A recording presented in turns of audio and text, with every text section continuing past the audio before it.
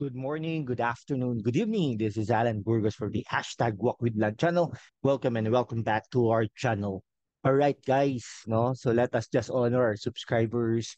Thank you so much. No, so they are now 5,525. No, 75 na lang, guys. Magpa 5,600 na tayo. Thank you so much to all of you. Okay, so ngayon, guys, ano tayo, no? Um, ang tawag doon, may pag-uusapan lang tayo with regards to this, no? With regards to politics, again, syempre, no?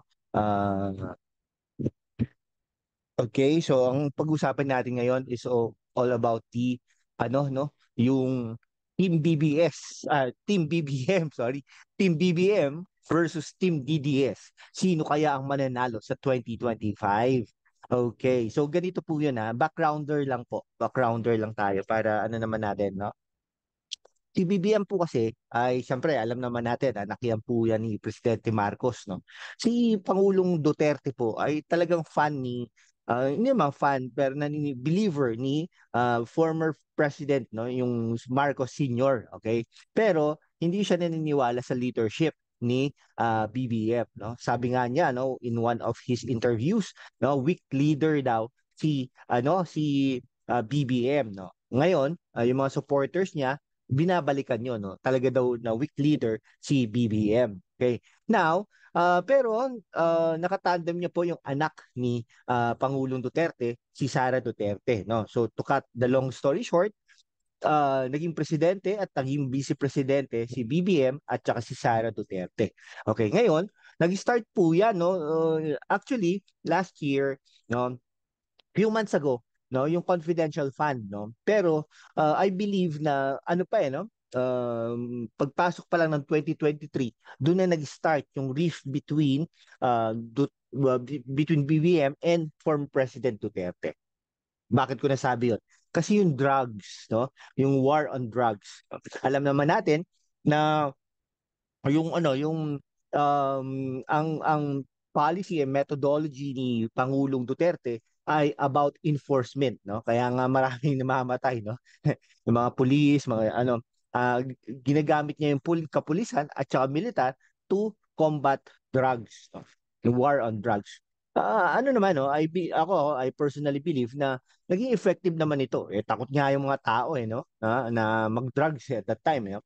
Pero syempre, parang napaparusahan ang parang ang naapektuhan dito ay yung mga maliliit na tao. Kaya nga, 'di ba? Mababalita mo mga maliliit na tao talaga, mostly yung namamatay. Yung mga malalaking tao naaresto pero nasa bilibid sila pero may pera sila eh. They have a money for the operations. Okay? So yun yun. Now, pangalawa, yung ano niya, yung policy do sa China, no? Biglang nagbago, no? Ang foreign policy na ginagamit ni Pangulong Bongbong Marcos, no? Instead of being friendly to China, nagiging friends tayo sa US, sa iba't ibang mga bansa, no? Mga Western allies natin, kumbaga. Okay. So yun yun. Biglang nagbago ng gano'n, no? Hindi nga rin natin ano kasi during the election, si BBM ay perceived to be the chosen one of Pangulong Duterte, no? At that time. Kasi nga partner niya si Sara Duterte, no? Biglang biglang gano'n, no? Biglang nag-turn around, no? Tapos nakawala pa si Dilima, etc. Tapos sabi pa ni Trillanes ay talagang wala daw opposition na gano'n. Naniniwala daw siyang magaling daw ang leadership, no, ni Pangulong BBM. Bigla tayo nagtakang gano'n, bakit gano'n? Ano to? Yung Team Dilawan, Pinklawan sumanib na sa Team Pula. And then maiiwan ngayon ang DDS. Ngayon, ito sinasabi na natin ito sa ating programa lagi, no? Talagang nagkahiwalay na, no? Nagkahiwalay na. Bago pa sabihin ni Coco Pimentel yan, nasabi na natin ito sa ating programa na ano talaga, no? Naghiwalay na, no? Naghiwalay na. Nag-start ng maghiwalay si Sara Duterte at saka si BBM. Ngayon, sa 2025, ito, no? Sa 2025, magkakaroon na ng dalawang teams yan. Actually, parang three teams kung ano talaga, no? Una, yung Team BBM. Yan. Siyempre, yung mga Team BBM, yung mga kapanalig niyang baka si Pia Cayetano, Team BBM yan, no? Yung mga ibang ganon, no? Now, yung Team DDS, syempre yung mga perceived na allies ni Pangulong Duterte ay talagang Bongo, De La Rosa, yung mga ganyan, no? Uh, at saka marami pang iba, no? Now, yung pangatlong sinasabi ko ay yung baka no, kung kunwari sila De Lima, no? Sila De Lima, sila Leni Robredo, baka yan, no? Magkaroon ng strategic allies yan with the BBM camp. No? Kung magkaganon, no, parang ay nako, parang nangyari dati, no, yung liberal at saka lakas, no, lakas CMD. Nagkaroon na ng ano yan no, strategic allies alliance yan kumbaga. No, this time around baka magkaroon ng ganon. Kung hindi magkaroon ng ganon, now, yung third force natin, sila Leni Robredo, De Lima, sila Aquino, Trillanes, kung hindi tatakbo si Trillanes bilang mayor ng Caloocan, ay yung mangyayari, sila yung third force. Okay? So yung mga ganon, no? Now, ito guys, ano to, itong campaign na to, itong election na midterm election, makikita natin kung sino ba ang may lamang sa 2028, no? So after 2025, 3 years na lang guys, 3 years na lang, no? So ibig sabihin, 3 years na lang sila magpre-prepare. Ngayon, kailangan nila ng mga allies na magka-campaign sa kanila sa 2028. No, kung kunwari, sino ang majority? Itong ano natin. Kung sino ang majority ng mananalo sa kanila, no, na Senado. Sa Senado lang. Wag na natin alalahanin yung Kongreso kasi madali namang ano 'yan eh. Madali nilang manipulihin niya, i-manipulate siya, no? Because of ano. Pero sa Senado na lang, no? Sa Senado. 12 yan no? 12 yan. Kung sino yung majority na makakakuha ng boto, no?